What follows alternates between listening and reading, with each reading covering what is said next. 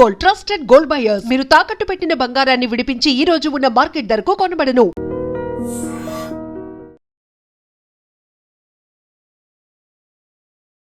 నమస్తే, నేను Kavitha. Welcome to I dream news and నిజాలు. భారతదేశ ప్రధానమంత్రి నరేంద్ర మోదీ ఇజ్రాయెల్ పర్యటనని ముగించుకున్నారు. 2 రోజుల పర్యటనలో భాగంగా అటు మంత్రివర్గంతో పాటుగా పార్లమెంట్లో కూడా ఆయన ప్రసంగించారు. దీంతో పాటుగా హెక్సగాన్ ఆఫ్ అలయన్స్ మీద సంతకాలు కూడా అవుతున్నాయి. దానికి సంబంధించి బోల్డ్ అన్ని చర్చలు కూడా జరుగుతున్నాయి. బట్ పాకిస్తాన్ మాత్రం దాని మీద ఎందుకని అభ్యంతరం వ్యక్తం చేస్తోంది. ఇజ్రాయెల్ పర్యటన ముగియగానే భారతదేశానికి ప్రధానమంత్రి చేరుకుంటారు. వెంటనే కెనడియన్ పీఎంతో కూడా ఆయన భేటీ కాబోతున్నారు. అసలు ఏం జరుగుతోంది, ఎందుకని ఇంత మ్యాసివ్గా, ఇంత వేగంగా పర్యటనలు అనేవి జరుగుతున్నాయి? మనతో పాటుగా ఉన్నారు సీనియర్ జర్నలిస్ట్ సురేష్ కొచ్చతిల్ గారు. సార్ నమస్తే. సో 2 days పర్యటన అనేది ఇజ్రాయెల్లో చాలా ఫ్రూట్ఫుల్గా జరిగినట్టు తెలుస్తోంది. బెంజమిన్ నెతన్యాహు ఒక మాట అన్నారు, నాకు మిత్రుడి కంటే ఎక్కువగా ఆయన చాలా సోదరుడు అనేటువంటి ఒక మాట. కరెక్ట్. ఎందుకంటే ఇండియా ఇజ్రాయెల్ ఒక రిలేషన్షిప్ నిన్ననో మొన్ననో మొదలు కాలేదు. ఆల్మోస్ట్ ప్రధానమంత్రి మాట్లాడుతూ వాళ్ళ పార్లమెంట్ నెసెట్లో అన్నారు ఈ మాట. 2000 సంవత్సరాల కన్నా ఎక్కువ మనకు ఒక రిలేషన్షిప్ ఉందనేది మనకు తెలిసింది. ఆ టైంలో చాలా మటుకు జ్యూస్ మర్చెంట్స్ మలబార్ వైపు వచ్చి స్పైసెస్ కొనుక్కు వెళ్తుండే. అది చాలా దేశాల నుంచి వస్తున్న వీళ్ళు కూడా వచ్చారన్నమాట టైంకి.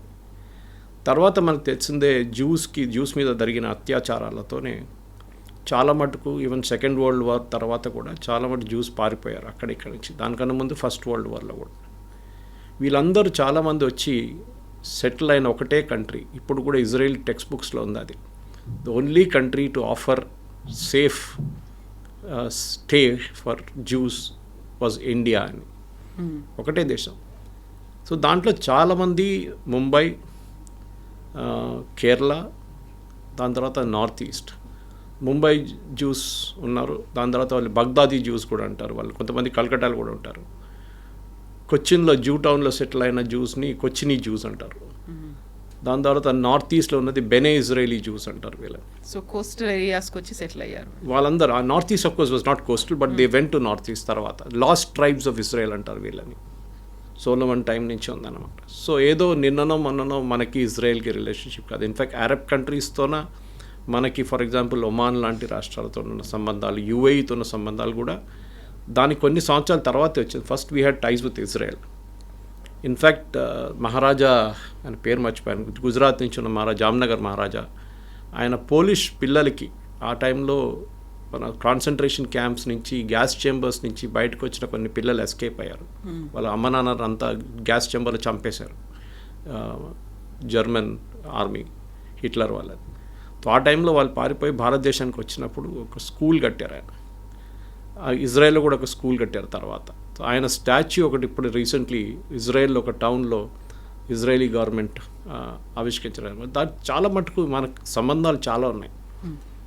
సో మనకి ఏదో అండ్ వన్ కామన్ థింగ్ మనకి ఇజ్రాయెల్కి ఏంటంటే, మోదీ గారు చెప్పారు కూడా, ఇజ్రాయెల్ రికగ్నైజ్ చేసిన రోజే మోదీ గారు పుట్టారు. భారతదేశం సెప్టెంబర్ 17th, 1950. తో ఈ సెలబ్రేషన్ భారతదేశానికి ఇజ్రాయెల్కి మీరు అర్థం చేసుకోవాలి. మనం ఎంతో ప్యాలెస్టైన్తో తిరిగినాం చాలా మట్టుకు.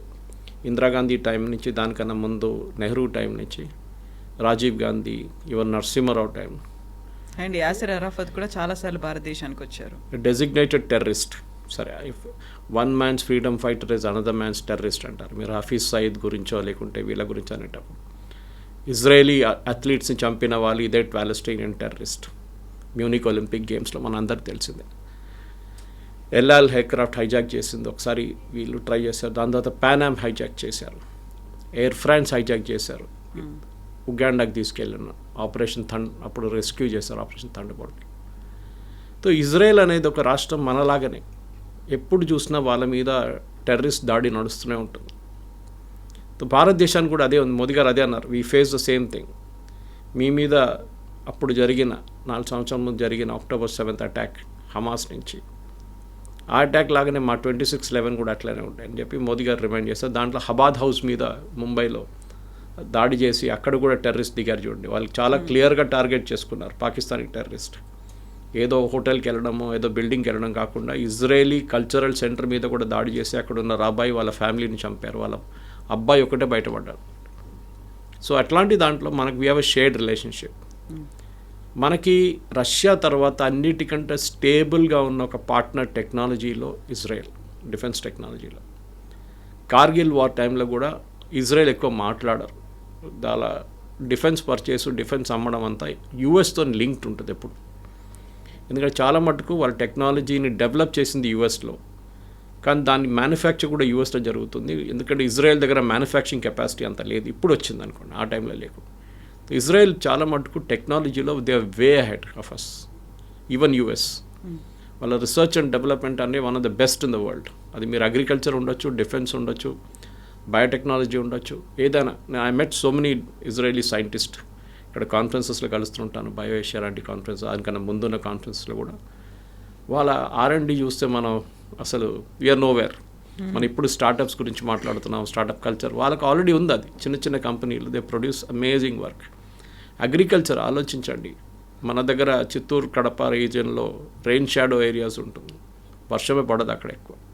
కుప్పం దాంట్లో ఒక ఏరియా వస్తుంది, చంద్రబాబు నాయుడు గారు అక్కడిని తీసుకొచ్చారు ఇజ్రాయెల్ నుంచి అగ్రికల్చర్ సైంటిస్ట్ తీసుకొచ్చి. ఆలోచించండి, ఎస్ వాళ్ళ, ఎందుకంటే వర్షం లేని చోట్ల ఆలోచించండి, వాళ్ళు మొత్తం అగ్రికల్చర్లో they are one of the leading countries in the world. మనం ఎప్పుడు ఇజ్రాయెల్ గురించి మాట్లాడుతున్నప్పుడు కవిత గారు, ఇజ్రాయెల్ ప్యాలెస్టైన్ ఆక్రమించుకున్నారు, ఇజ్రాయెల్ అది చేశారు ఇది చేస్తారంటారు, కానీ హిస్టరీ మన వాళ్ళు ఎవరు కరెక్ట్ హిస్టరీ చెప్పలేదు. ఇన్ఫ్యాక్ట్ ఇజ్రాయెల్, ఇప్పుడున్న ఇజ్రాయెల్ని అప్పుడున్న అరబ్ వాళ్ళు అమ్మేసి వెళ్ళిపోయారు. వీళ్ళేం చేశారంటే చిన్న చిన్న ముక్కలుగా కొనుక్కున్నారు ఇజ్రాయలీస్. అండ్ ఇజ్రాయలీస్ ట్రేడింగ్లో నంబర్ 1. మీకు తెలిసింది, మనం షైలాక్ నుంచి స్కూల్లో చదివాము, అప్పటి నుంచి యూఎస్కి వెళ్తే ప్రతి మీడియా హౌస్ జ్యూస్ చేతిలో ఉంటుంది mostly. Leading business men are all Jews. Okay, but Israel నుంచి రావాలని లేదు. There are Polish Jews, there are German Jews, there are Ukrainian Jews, Russian Jews, French, German, చాలామంది ఉన్నారు Jews. So they come from different countries అనమాట. సో వాళ్ళు కొనుక్కున్నారు ఈ ల్యాండ్. అప్పుడు మొత్తం it was like a desert. మన దగ్గర థార్ డెజర్ట్ ఎట్లా ఉంటుందో అట్లానే ఒక డెజర్ట్ ఉండేది, అక్కడ ఏం లేదు. అరబ్స్ అన్నారు ఇక్కడ ఏముంది ఏం లేదని చెప్పి వచ్చిన డబ్బులు తీసుకొని వాళ్ళు వెళ్ళిపోయారు. దాని తర్వాత మనందరూ తెలిసింది టర్నింగ్ పాయింట్ ఇజ్రాయెల్కి వచ్చిందంటే 6 Day War. ఈ 6 Day Warలో ఈజిప్ట్, జార్డన్, సిరియా, మిగతా Arab countries and even Palestine కలిసి అటాక్ చేశారు ఇజ్రాయెల్ని. అందరు కలిసి ఆ టైంలో. I think Golda Meir was the prime minister then. ఎంత బాగా డిఫెండ్ చేసుకున్నారండి ఇజ్రాయెల్ అంటే. దాని తర్వాతనే వాళ్ళకి ఎక్కువ ఏరియాస్ వచ్చింది. In fact even Benjamin Netanyahu, even Golda Meir చెప్పారు ఆ famous speech of hers, if there was no 6 Day War there would have been no Golan Heights with us. Golan Heights మేము పట్టుకున్నాం. ఎప్పుడు రాదు ఇట్లాంటి చాలా మటుకు ఏరియాస్ జార్డన్ దగ్గర ఉండేసి ఇప్పుడు కూడా మనం అర్థం చేసుకుంటలేం. ఇజ్రాయెల్ కన్నా ఎక్కువ ప్యాలెస్టీనియన్ టెరిటరీ ఎవరి చేతిలో ఉందంటే one is Egypt, other is Jordan. వీళ్ళు ఆక్యుపై చేసుకున్నారు చాలా మటుకు ప్యాలెస్టీనియన్. వాళ్ళు మాట్లాడలేదు దాని గురించి. ఈ 6 Day Warలోనే ఇదంతా బయటకు వచ్చింది. ఎందుకంటే గోలాన్ హైట్స్ ఒకవైపు పట్టుకున్నారు వీళ్ళు, ఒకవైపు వెస్ట్ బ్యాంక్ వైపు నుంచి వీళ్ళు కాన్కర్ చేసుకున్నారు కొంచెం ఏరియా ఇజ్రాయెల్కి ఎక్స్పాన్షనిస్ట్ మోడ్ అనేది ఒక టైంలో ఉండే. కానీ ఇప్పుడు ఇజ్రాయెల్ ఏంటంటే మాకు ఒక రికగ్నిషన్ కావాలి, అది భారతదేశం నుంచి వచ్చిందన్నమాట. భారతదేశం ఒకటే కాదు, మీకు గుర్తుంటుంది అబ్రహాం అకార్డ్ అని చెప్పి అరబ్ దేశాలతోని ఒక పీస్ ఒప్పందం చేయడానికి ఇజ్రాయెల్ చాలా కష్టపడి యూఎస్తో సహా ఆల్మోస్ట్ సైన్ చేశారు. యూఏఈతో సైన్ చేశారు. El Al aircraft landed in UAE. Exactly ఒక వారం తర్వాత ఈ October 7th అటాక్ జరిగింది. ఎందుకంటే సౌదీ అరేబియా సంతకం పెట్టడానికి రెడీగా ఉన్నారు అబ్రహాం అకార్డ్లో ఏంటంటే బేసిక్లీ మీ స్టేట్ ఆఫ్ ఇజ్రాయెల్ రికగ్నైజ్ చేస్తున్నారు. 2 state సొల్యూషన్ అంటే ఇజ్రాయెల్ అండ్ ప్యాలెస్టైన్ వీళ్ళిద్దరూ విల్ బి సపరేట్ కంట్రీస్ అన్నమాట. కానీ అరబ్స్కి అప్పుడు ఒక ప్రాబ్లం, ఇప్పుడు కూడా ఉన్న ప్రాబ్లం ఏంటంటే చాలా మటుకు మన దగ్గర అంటారు సౌదీ అరేబియాకి ప్రాబ్లం లేదు, యూఏఈకి ప్రాబ్లం లేదు, బహ్రెయిన్కి ప్రాబ్లం లేదు, ఖత్తర్కి ప్రాబ్లం లేదు, ఒమాన్కి ప్రాబ్లం లేదు. కానీ మన దగ్గర ఉన్న ఇక్కడ ఉన్న Indian Union Muslim, Jamaate Islamic problem that Israel has no right to exist. Sorry, Israel has a right to exist. Israel Palestinian territories పట్టుకున్నారు కాదు, ఈ టెరిటరీ కొనుక్కున్నారు. మేము ప్రూఫ్ ఇచ్చాను చూడండి మీకు. వాళ్ళ దగ్గర ప్రూఫ్ ఉంది that they bought the land from Arabs. ఇది ఆ టైంలో ఈవెన్ ఆయిల్ కూడా కనబట్టలేదు ఎక్కువ. మనకు 70s తర్వాతనే ఆయిల్ బూమ్ స్టార్ట్ అయింది వెస్ట్ ఏషియాలో. ఇట్లాంటి పరిస్థితుల్లో ఇజ్రాయేలీస్ కష్టపడి వాళ్ళ దేశాన్ని కాపాడుకున్నారు. కానీ వాళ్ళ మీద చాలా టెర్రరిస్ట్ అటాక్ జరుగుతున్నాయి. ముందు మీకు గుర్తుంటుంది, car bomb was very common, suicide bombing. దాని తర్వాత వాళ్ళు కొన్ని సెక్యూరిటీ మెజర్స్ డెవలప్ చేశారు. ప్రతి ఇజ్రాయేలీ సిటిజన్ ఈజ్ ట్రైన్డ్. 18 కాగానే they have to join the army compulsory. Army అంటే ఆర్మ్ ఫోర్సెస్. 3 సంవత్సరాలు పనిచేసిన తర్వాత దాంట్లో కొంతమందికి వాళ్ళు జాబ్స్ ఆఫర్ చేస్తారు. And Israeli pilots, Israeli army, Israeli navy are the best in the world. US కూడా అంగీకరిస్తారు. వాళ్ళు ఎయిర్ ఫోర్స్, మీరు మన నస్రుల్లాని చంపడమో కానీ, ఇరాన్లో వెళ్ళి చంపడం కానీ, దాని తర్వాత జరిగిన చాలా మటుకు ఈవెన్ ఖతార్ మీద జరిగిన అటాక్, ఇదంతా ఇరాన్ మీద జరిగిన అటాక్ అంతా ఇజ్రాయేల్ ఎయిర్ ఫోర్స్ చేస్తారు చాలా మటుకు. And they are the best in the world, దాంట్లో డౌట్ లేదు. వాళ్ళకి చాలా మటుకు హార్డ్వేర్, ఎయిర్క్రాఫ్ట్ మ్యానుఫ్యాక్చరింగ్ కెపాసిటీ వాళ్ళ దగ్గర లేదు. ఆ హార్డ్వేర్ అంతా ఇట్ కమ్స్ ఫ్రమ్ యుఎస్. యుఎస్కి ఎప్పుడు ఎంత వ్యతిరేకించినా కానీ ఇజ్రాయేలీ పాలసీస్ యుఎస్కి ఇజ్రాయెల్తో ఉండాల్సిందే.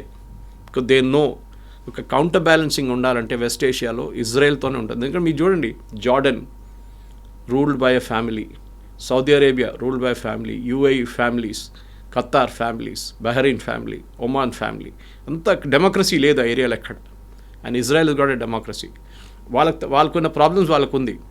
బెంజమిన్ నెటన్యాహు మీద కరప్షన్ అలిగేషన్స్ చేస్తారు, అది చేస్తారు. కానీ ఒక మాట గుర్తుపెట్టుకోవాలి మనం, వీళ్ళందరూ వాళ్ళ దేశం మీద ఎప్పుడైనా ఏదైనా అటాక్ జరిగితే, ఎవరైనా దాడి చేస్తే ఆపోజిషన్ పార్టీస్తో సహా వీళ్ళందరూ కలిసి నిలబడతారు. ఒకే వాయిస్. వాళ్ళ ఆపోజిషన్ లీడర్ ఇప్పుడు కూడా వార్ క్యాబినెట్లో ఉన్నారు. They have got a cabinet, war cabinet with prime minister Netanyahu's heading. అది వాళ్ళకి ఆప్షన్. మన దగ్గర చూడండి, ఇవాళ రాహుల్ గాంధీ అంటున్నాడు మోదీ నన్ను భయపడి ఇజ్రాయెల్కి వెళ్ళిపోయాడు. అరే ఇజ్రాయెల్ విజిట్ 6 నెలల ముందు డిసైడ్ చేశారు నాయన, ఇప్పుడు కాదు. ఈ international visits are all decided 6 months 8 months in advance. ఇదో నన్ను భయపడి ఇజ్రాయెల్కి పారిపోదు. ప్రియాంక వాద్రా ఇంకా మోదీ గారు అక్కడ వెళ్ళి గాజా మీద జరుగుతున్న జెనోసైడ్ గురించి మాట్లాడతారని ఒక్క మాట లేదు. 1200 మహిళల్ని, వాళ్ళ భర్తల్ని, పిల్లల్ని చంపిన ఈ హమాస్ టెర్రరిస్ట్ ఒక్కడే కాదు, మీరు గుర్తుపెట్టుకోండి, కిడ్నాప్ చేసి తీసుకెళ్ళేది టెర్రరిస్ట్ కాదు, సివిలియన్స్ చేశారు గాజా నుంచి. వాళ్ళు పట్టుకెళ్ళారు వీళ్ళని. దాంట్లో ఎంతోమందిని లాస్ట్లో 51st బాడీ ఇప్పుడే దొరికింది. ఇజ్రాయెల్కి ఏంటంటే, ఇజ్రాయెల్ సరే వాళ్ళ డిఫెన్స్ పాలసీ మనం దాంట్లో ఇంటర్ఫియర్ చేయలేము. But end of the day మనం అక్నాలెడ్జ్ చేయాల్సి ఏంటంటే they have a right to exist. So మనం దాని నుంచి చాలా లెసన్స్ ఉంది మనకు నేర్చుకోవాల్సింది. కానీ అన్ఫార్చునేట్లీ మన దేశంలో ఆపోజిషన్ పార్టీస్ ఎప్పుడు గవర్నమెంట్ వ్యతిరేకంగానే ఉంటారు. పాకిస్తాన్ దాడి చేస్తే కూడా రాహుల్ గాంధీ అంటాడు ఎన్ని ఎయిర్క్రాఫ్ట్ పోయింది చెప్పండి. అరుణాచల్ ప్రదేశ్లో చైనీస్తో పోరాటం చేస్తే మన సోల్జర్స్ని కొట్టారని చెప్తారు రాహుల్ గాంధీ. నార్త్ ఈస్ట్లో చేస్తే అదే అంటారు. ఎక్కడ చూసినా అంతే. కానీ ఇజ్రాయెల్లో it is not like that.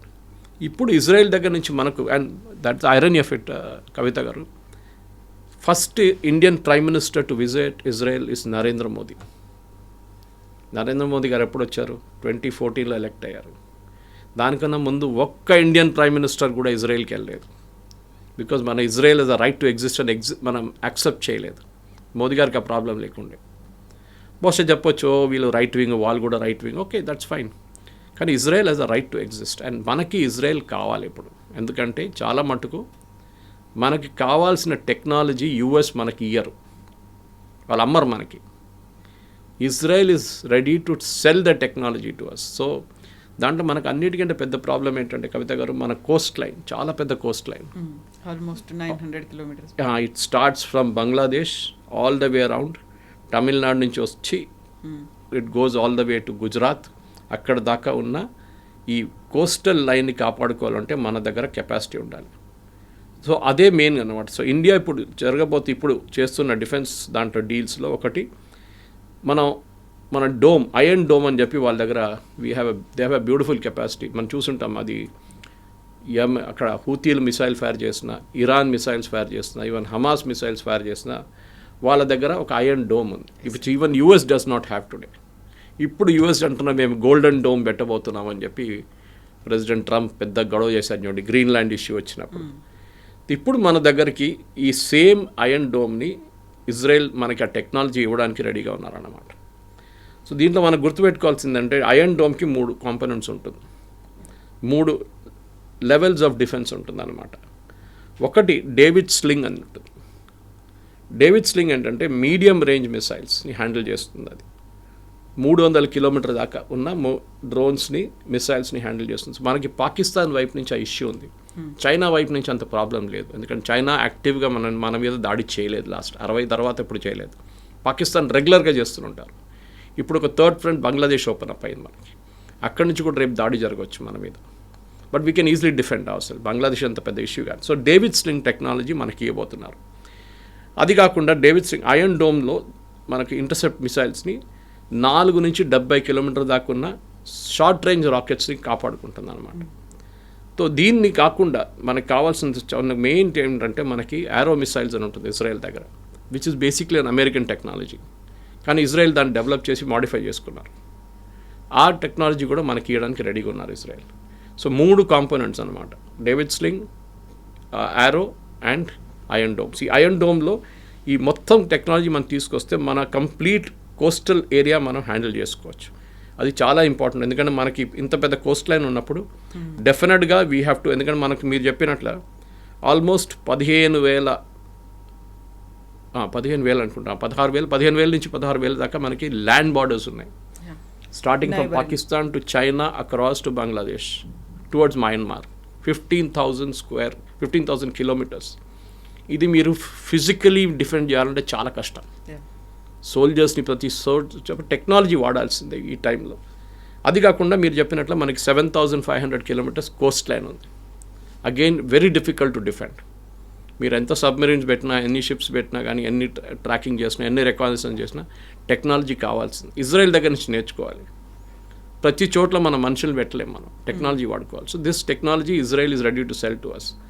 అది కాకుండా మిగతా మిసైల్స్ కూడా మనకు చాలా మట్టుకున్నాయి. ఫర్ ఎగ్జాంపుల్ నేను అది ఎల్బిట్ అనే ఒక ఇజ్రాయలీ కంపెనీ ఒకటి ఉంది, వాళ్ళ దగ్గర కూడా ఒక రఫాల్ ఉంది. But it is Rafael, not Rafale of France. It's a different company. వీళ్ళ దగ్గర కూడా ఒక ఐరన్ బీమ్ డెవలప్ చేశారు. దాంట్లో ఐరన్ బీమ్ ఏంటంటే ఇట్స్ లైక్ ఎ లేజర్. ఇప్పుడు మనం S-400 వాడుతున్నప్పుడు రష్యా దగ్గర తీసుకున్నప్పుడు ప్రతిసారి ఇది ఫైర్ చేస్తున్నప్పుడు it cost millions. So but అంత ఖర్చు చేయాలన్నా వద్దా అని ఆలోచించాల్సి వస్తుంది. అటువైపు నుంచి ఒక డ్రోన్ వస్తుందో లేకుండా మిసైల్ వస్తున్నప్పుడు S-400 అక్కర్లేదు. యారో విల్ టేక్ కేర్, మన దగ్గర ఉన్న ఆకాష్ విల్ టేక్ కేర్, చూసుకుంటుంది అది. ఎందుకంటే మనం ఒక దోమని చంపడానికి ఒక సుత్తి తీసుకొచ్చి కొడతాం చూడండి, ఆ కాన్సెప్ట్ అయిపోతుంది ఇఫ్ యూ యూస్ S-400. దేనికి కావాలో దానికే వాడుకోవాలన్నమాట. సో ఆ పరిస్థితుల్లో we have to get this particular ఒక మిసైల్ టెక్నాలజీ మన దగ్గర వాళ్ళు ఐరన్ బీమ్ అని చేశారు. దాంట్లో ఫిజికల్ మిసైల్ లేదు, it's a laser guided missile destroyer అనమాట. దాన్ని ఇప్పుడు ఇరాన్తో జరిగిన గొడవలో వాళ్ళు యూజ్ చేశారు. It worked. ఇంకా కంప్లీట్ డెవలప్మెంట్ కాలేదు, ఆల్మోస్ట్ అయిపోయినట్లు ఉంది ఇప్పుడు. వాళ్ళు ఎక్కువ బయట చెప్పరు ఇప్పుడు. సో దాన్ని మనం we're going to take care, we'll buy అనమాట, కొనుక్కొని వెళ్తున్నాం. దానికి బేసిక్లీ ఒక 100 కిలోవాట్స్ ఒక బీమ్ అనమాట, లేజర్ బీమ్. అది such a strong laser beam. Up to 10 కిలోమీటర్ల దాకా ఏ ఇన్కమింగ్ మిసైల్ వస్తుంటే దాన్ని కొట్టుపడేస్తుంది. సో ఫిజికలీ మీరు ఏం లాంచ్ చేయక్కర్లేదు, you can just switch on the beam like a strong torch light. అది వెళ్ళి కొడుతుంది, దాన్ని వెళ్ళి కొట్టేసి డిస్ట్రాయ్ చేస్తుంది అనమాట. ఇది మనం చేయాల్సింది ఇప్పుడు. సో దీని కాకుండా చాలా మటుకు స్పైస్ 100 గైడెన్స్ సిస్టమ్స్ ఉంది, ఎల్బెట్ ద ర్యాంపేజ్ ఉంది, అది చాలా దగ్గర మిసైల్స్ ఉంది. దాంట్లో కొన్ని మిసైల్స్ మనం రఫాల్ ఎయిర్క్రాఫ్ట్లో వాడుకుంటున్నాం. ఒక మిసైల్ మనం వాడింది very important missile, spice missile అప్పుడు వాడింది మన బాలాకోట్. అదే మిసైల్ వీళ్ళు నస్రుల్లాని చంపడానికి లెబనాన్లో వాడారు.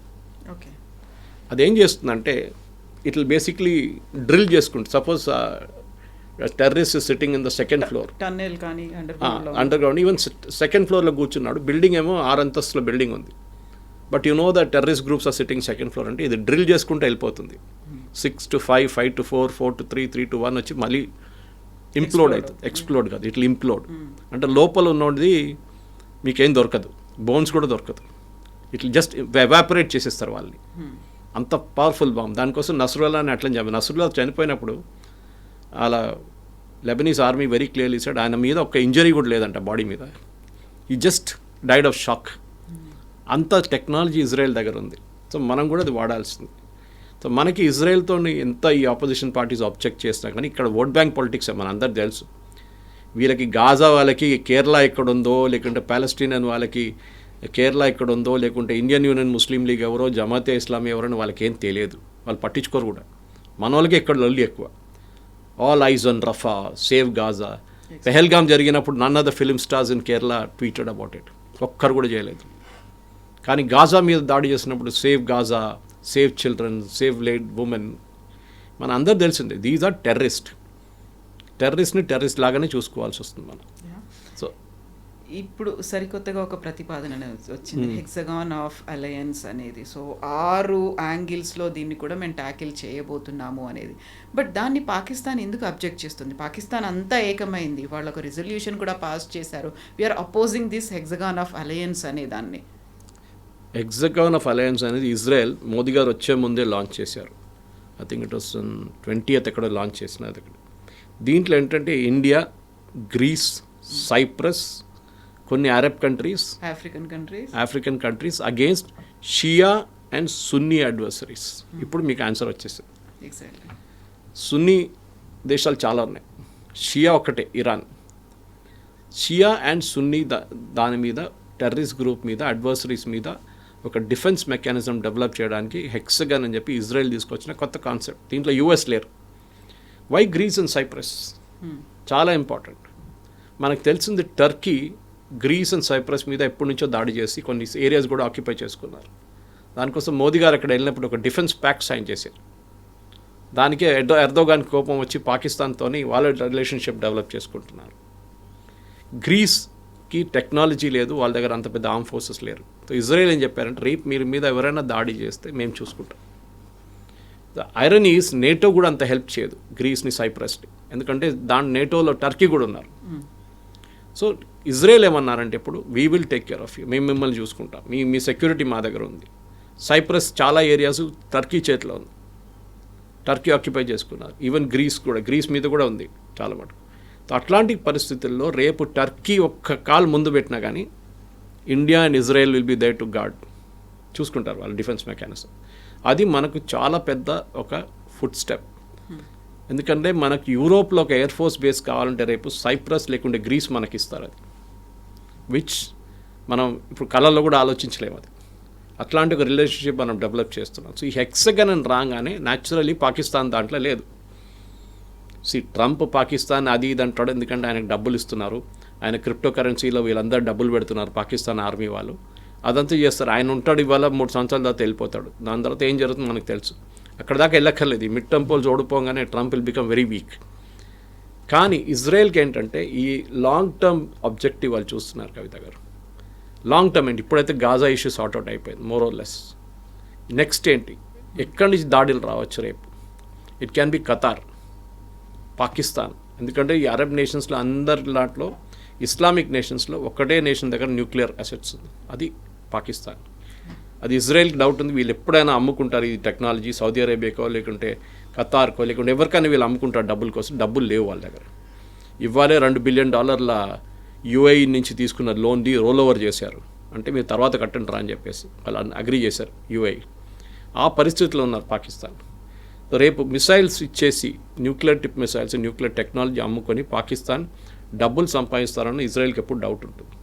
సో దానికోసం మనం ఒక వైపు నుంచి, ఇంకొక వైపు నుంచి ఇజ్రాయెల్, అరబ్ కంట్రీస్ పేరు చెప్పట్లేదు, డెఫినెట్లీ యుఏఈ ఉంటుంది దాంట్లో, డౌట్ లేదు. ఎందుకంటే మీకు గుర్తుంటుంది సొమాలీ ల్యాండ్ అని చెప్పి ఆఫ్రికాలో ఒక చిన్న పోర్షన్ ఉంది. చాలా మటుకు ఒక 2-3 నెలల ముందు I think we also spoke, మన ఛానల్ కూడా మాట్లాడాము మనం. Somaliland was a part of Somalia ఒక 32 సంవత్సరాల ముందు దాకా.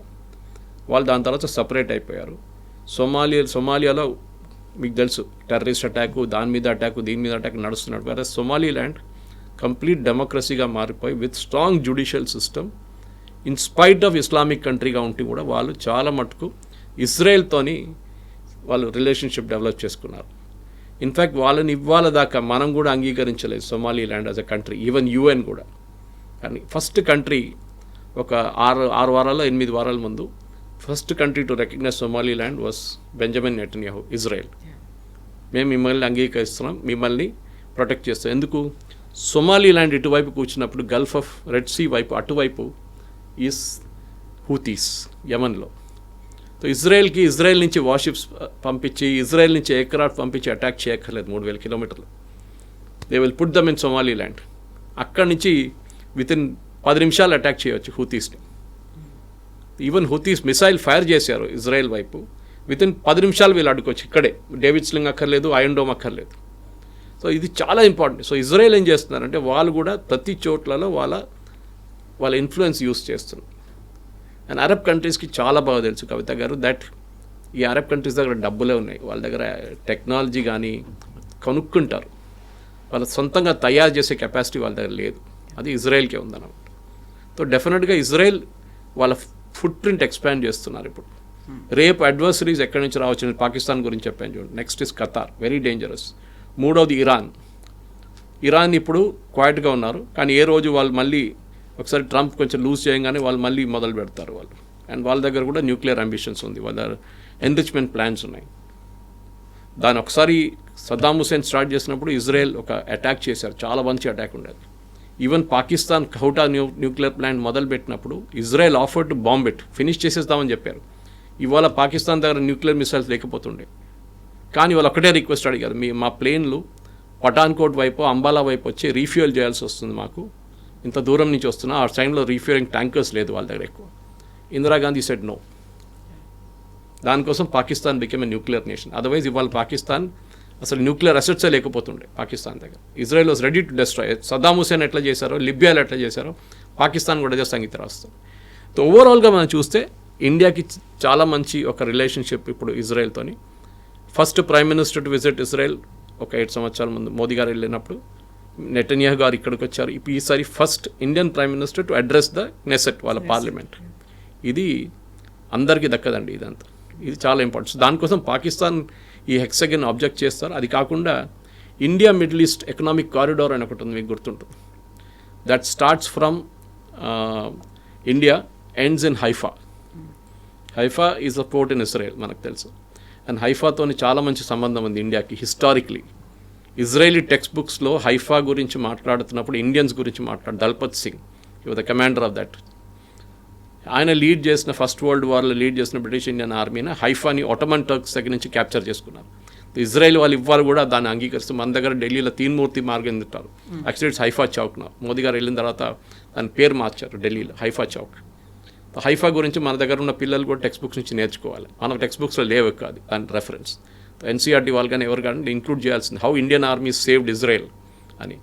అక్కడ ఇప్పుడు కూడా ఆయన వాళ్ళ ఒక మెమోరియల్ ఉంది అక్కడ హైఫాలో for the Indian army. So అది కాకుండా మనకు నెక్స్ట్ I2U2 అని ఒకటి ఉంది, where we are also involve defence ప్యాక్ట్లో. దాంట్లో బ్యాన్ ఇజ్రాయెల్ ఉంది అగైన్. అది కూడా పాకిస్తాన్కి నచ్చదు. సో ఓవరాల్ మనం ఏం చేస్తున్నాం అంటే we are building a defence shield. Kavitha గారు నేను చెప్పాను చూడండి, ఫిజికల్లీ మన ఆర్మీని యుక్రెయిన్ వార్ నుంచి, రష్యా యుక్రెయిన్ వార్ నుంచి నేర్చుకోవాల్సిన అన్నిటికంటే పెద్ద లెసన్ ఏంటంటే మీకు మనుషులు అక్కర్లేరు. వాళ్ళు ఇక్కడ 1,00,000 మంది చనిపోయారు, అక్కడ 1,00,000 మంది చనిపోయారు. ఇప్పుడు వాళ్ళు ఎవరిని వాడలేదు, ఇప్పుడు టెక్నాలజీ వాడుతున్నారు. They are creating defence shields. Trump ఎందుకు ఇంత అర్జెంటుగా నేను మా డోమ్ క్రియేట్ చేయాలంటే హీ స్కేర్డ్, రేపు సోవియట్స్ మిసైల్స్ ఫైర్ చేస్తారో, ఇంకెవరైనా మా మీద మిసైల్స్ ఫైర్ చేస్తారో అని భయం ఉంది ఆయనకి. ఇరాన్ కూడా కావచ్చు. సో మనం కూడా మన entire Coast line and land border we should protect. మన టెక్నాలజీ వాడుకుని, ఇజ్రాయలీ టెక్నాలజీ వాడుకుని మనం చేయాల్సింది. ఆపోజిషన్ పార్టీస్ చెప్తూనే ఉంటారు, వాళ్ళ మాట పట్టించుకోలేదు. సో హెక్సాగాన్ అనగానే ఇజ్రాయెల్లో ఉన్నటువంటి ఆ సింబల్ కూడా కనిపిస్తోంది కదా, హెక్సాగాన్ దానిలాగే ఉంది. వాళ్ళ ఫ్లాగ్ నచ్చదు పాకిస్తాన్కి, డేవిడ్ స్టార్ నచ్చదు పాకిస్తాన్కి. ఇది జ్యూస్ అనేది ఒక పర్సిక్యూటెడ్ రిలీజన్ అండి, ఇప్పటి నుంచి కాదు, ఎప్పటి నుంచో వాళ్ళని. కానీ వాళ్ళు ఎప్పుడు తల వంచలేదు, ఎప్పుడు కాలేదు. They never dip the head, never bowed down. They very proud civilisation. వాళ్ళు భయపడి పరిగెత్తి ఎక్కడికి అరబ్ కంట్రీస్ చేశారు చూడండి 6 Day వార్లో. Within no time finish చేసేసారు ఇజ్రాయెల్ వీళ్ళందరినీ. ఆ టైం దగ్గర ఇజ్రాయెల్ దగ్గర పెద్ద ఎయిర్క్రాఫ్ట్ ఏం లేకుండే, పాత అమెరికన్ ఎయిర్క్రాఫ్ట్ ఉండే. టెక్నాలజీ అంతా చేంజ్ కాలేదు, 1960s మాట్లాడుతున్నాం మనం. సో అక్కడి నుంచి ఇప్పుడున్న ఇజ్రాయెల్ చూడండి, they are world apart. Technology wise నేను చెప్పాను చూడండి, health care extremely good. Health care చాలా స్ట్రాంగ్. అంటే హెల్త్ కేర్ అంటే డాక్టర్లు నర్సులు కాదు మనం మాట్లాడదు, హెల్త్ కేర్ టెక్నాలజీ. ఇన్ఫ్యాక్ట్ మన నర్సులు అక్కడ పనిచేస్తున్నారు. కేరళ నుంచి చాలామంది నర్సెస్ వర్క్ ఇన్ ఇజ్రాయెల్, ఎందుకంటే వాళ్ళ దగ్గర ఎల్డర్లీ పాపులేషన్ చూసుకోవడానికి కావాలన్నమాట. కానీ ఇజ్రాయెల్ ఏముందంటే ఒక డిసిప్లిన్ ఉంది. దట్ 18 సంవత్సరాలు కాగానే 3 సంవత్సరాలు ఆర్మీలో పనిచేయండి. మన దగ్గర ఒక హాఫ్ ద పాపులేషన్ నా పని మీద పెడితే కొంచెం డిసిప్లిన్ వస్తుంది. రోడ్డు మీద బండి నడిపించడం కానీ, రోడ్డు మీద స్పిట్టింగ్ చేయకుండా ఉండడం కానీ, మన పబ్లిక్లో బిహేవియర్ అంతా మారిపోతుంది. సో ఇజ్రాయలీస్ చూడండి, దే ఆర్ రెడీ వాళ్ళ దగ్గర వెపన్స్ ఉంటుంది, ఏ టైంలో అటాక్ జరుగుతుందో తెలియదు October 7th లాగా. So they are train for it. ఏదైనా అటాక్ జరిగితే immediately Israelis know how to react. మనలా కాదు, అందరు మొబైల్ తీసుకొని అక్కడ సెల్ఫీ వీడియో తీసుకొని వెళ్తారు. వాళ్ళ మీద ఒక సూసైడ్ అటాక్ జరగంగానే, లేకుంటే ఏదైనా అటాక్ జరిగితే ఒక బస్ స్టాండో ఎక్కడైనా, వాళ్ళ దగ్గర ఒక ఫస్ట్ రెస్పాండ్ సిరీస్ ఉంటుంది, ఏం చేయాలని చెప్పేసి. ఎవరు అంబులెన్స్ హ్యాండిల్ చేస్తారు, ఎవరు డాక్టర్స్ ఉంటారు, ప్రతి ఏరియాకి క్యాల్కులేట్ చేసి పెట్టారు. October 7th ఒక తప్పు జరిగింది. Yes, they was a massive failure. కానీ అది ఎందుకు జరిగిందంటే దాని ఇన్వెస్టిగేషన్ నడుస్తుంది. ఒక ఆర్మీ చీఫ్ రిజైన్ చేశారు.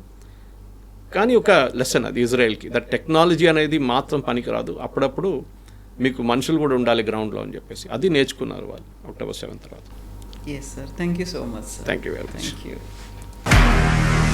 నిజంగా ప్రస్తుతం ఉన్నటువంటి సమాజం దేనికి ప్రయారిటీ ఇస్తుంది? ఆర్థిక సంబంధాల చుట్టూ మాత్రమే తిరుగుతోంది. మళ్ళీ ఎన్నికలంగానే చాలా విరక్తి కలుగుతున్నాం. మంచి అనిపిస్తుంది కదా, లేడీస్ కూడా ఛాలెంజింగ్ జాబ్స్ చేసినప్పుడు చాలా బాగుంటుంది.